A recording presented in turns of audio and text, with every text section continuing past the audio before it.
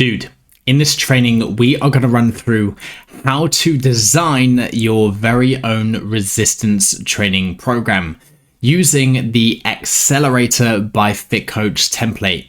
Now, before you do absolutely anything, because there will be hundreds of you that download this template, please make sure that you make a copy of this sheet before you do absolutely anything. So to be able to do that, all you need to do is click File in the top left of the template and then head down to Make a Copy. That will then generate a new copy of this template. The template itself probably will be protected once I've finished recording this video, but please make sure that you're not editing the master template, just so that when somebody new comes along and they're excited, they're fired up to design their own resistance training program, that they've got the template and the tools to be able to do that. So please make sure that you click File and Make a Copy.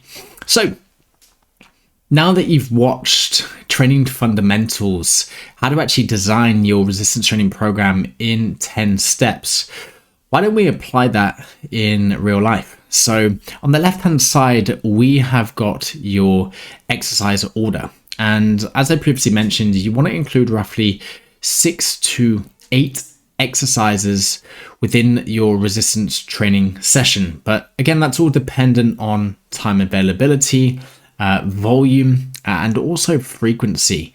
But I guess the first thing that you need to understand or know is, well, what split am I going to be following? So in this top section here, you can actually use the drop down menu and choose the type of split that you're going to be following. So if it's a push-pull legs, then you might do push, then pull, then legs. If it's upper lower, you might go upper A. Is there a lower A? Maybe I've just put legs. Legs, upper B, and then I guess lower B.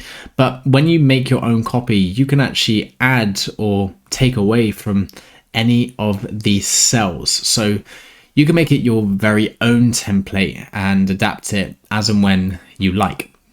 Now, in terms of the target muscle, this will automatically bring up the type of muscle that you are targeting when you choose the exercise within your programming. So let's say, for example, in upper, I want to do a vertical pull. So I've selected cable pull down. The target muscle automatically comes up. It's, well, targeting my back, and then there'll be some notes in there.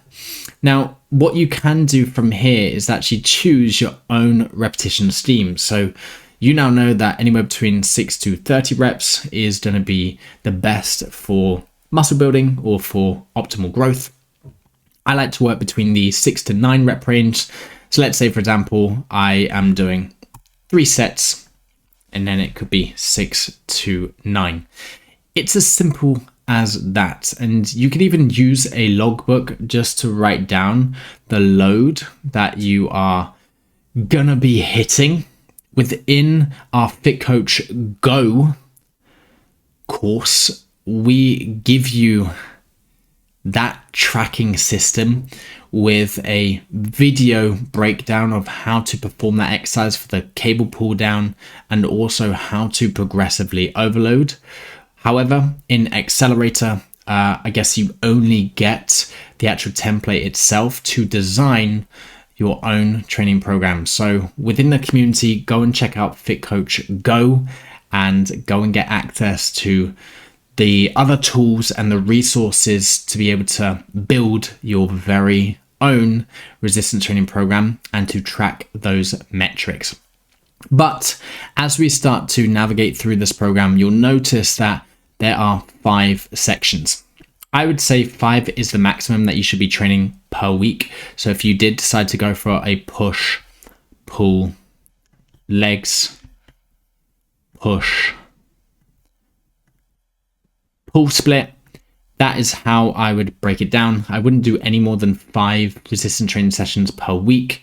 I wouldn't do anywhere less than 3 resistance training sessions per week.